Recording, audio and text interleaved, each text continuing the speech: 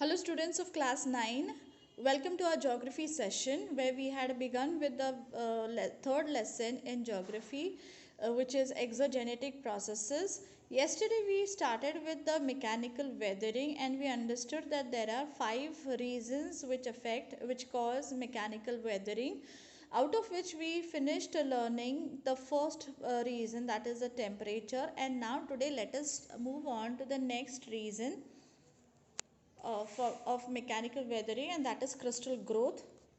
Sorry, it is frost. The second reason which influences mechanical weathering is the frost. You know that the volume of the water increases when it freezes. In areas where the temperatures drop below 0 degrees centigrade for quite some time, the water accumulated in the cracks and crevices means cracks, in the rocks freezes. Its volume increases. This leads to tension in the rocks and they shatter. So we understand that when the volume of water increases, when it changes from liquid state to the solid state, it becomes ice. We know this. So when it changes from liquid state to the solid state, here they say, or science tells us that the volume of the water increases, and hence there is a tension in the rocks where the water has accumulated.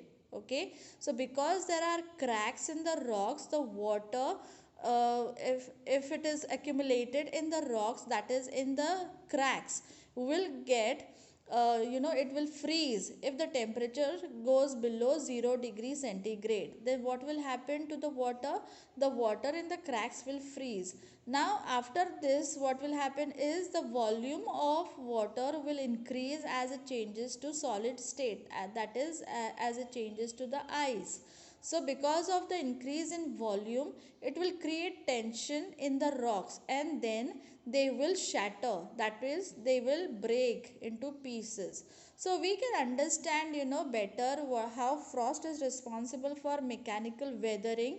Okay, how the rocks break in areas where the temperature goes below 0 degree centigrade, and when there are especially cracks in them, so how they break, we will understand that better.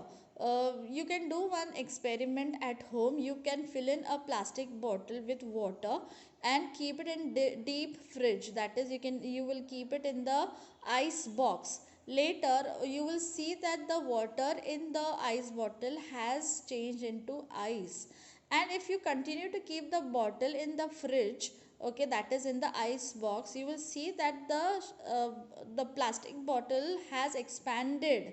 Okay, because the volume in the bottle has increased.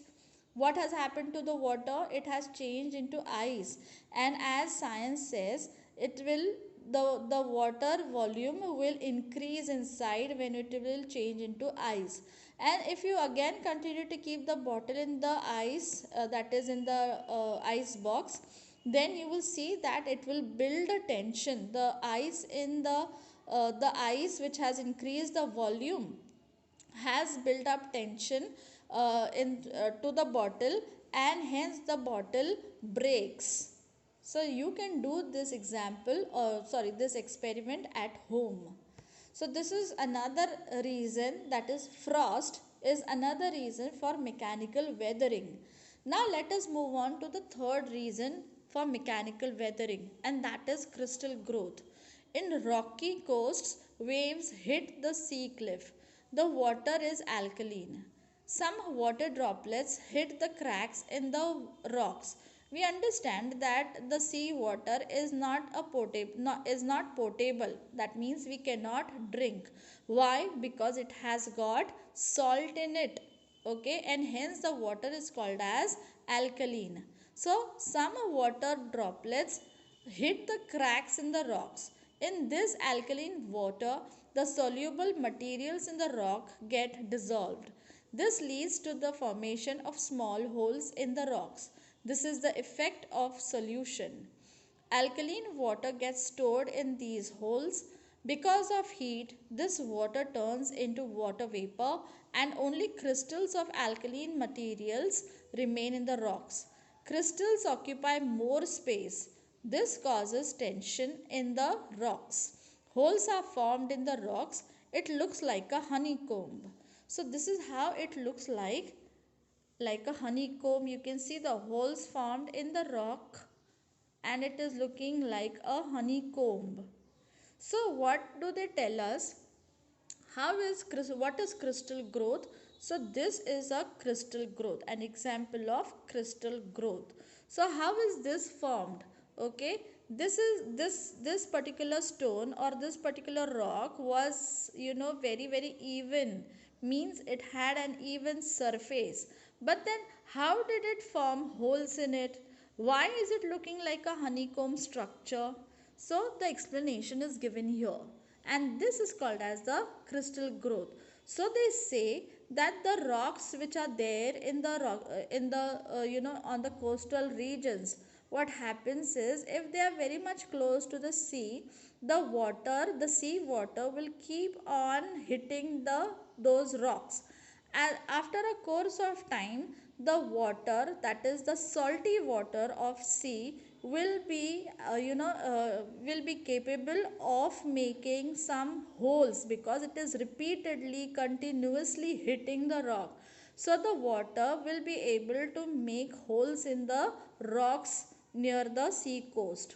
After some time, what will happen is, because the waves have made holes in the rocks, the water will start getting accumulated. Like the water will come in the form of waves, isn't it? So the water that has come in the form of waves will start getting collected in the rocks, where the waves have already made small tiny holes in them earlier. So now when there are holes made because of the continuous hitting of water, the water will start getting collected, that is accumulated in the rocks in those small tiny holes. And then what will happen is, the because when the temperature is high, the evaporation process will start taking place over there.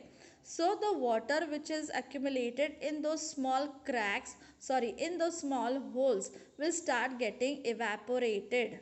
Okay, and then what will be left behind, or what will be left down in those small holes?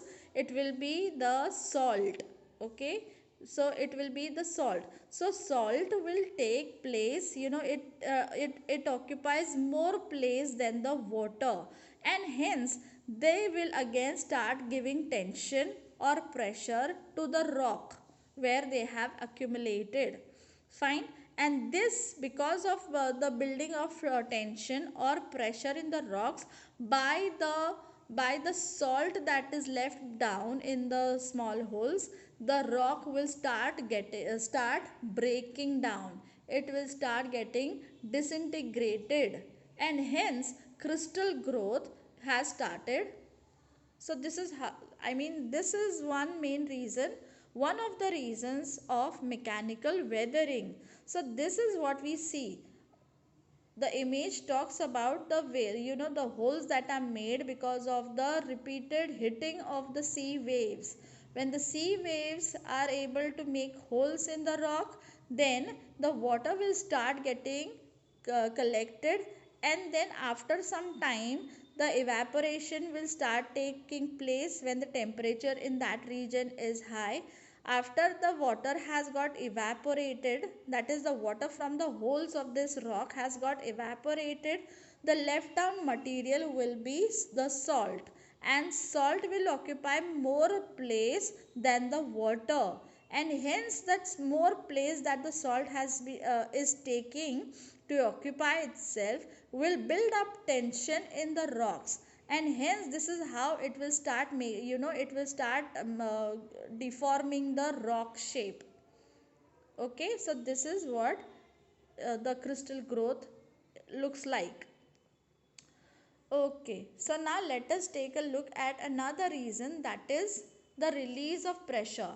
I think children, uh, we will discuss about the remaining parts, that is the remaining reasons of mechanical weathering in the next session. So please listen to the video or listen to the audio carefully. Try to understand this mechanical weathering better. If you have any queries, please write down to me on the WhatsApp group. See you in the next session. Till then, goodbye.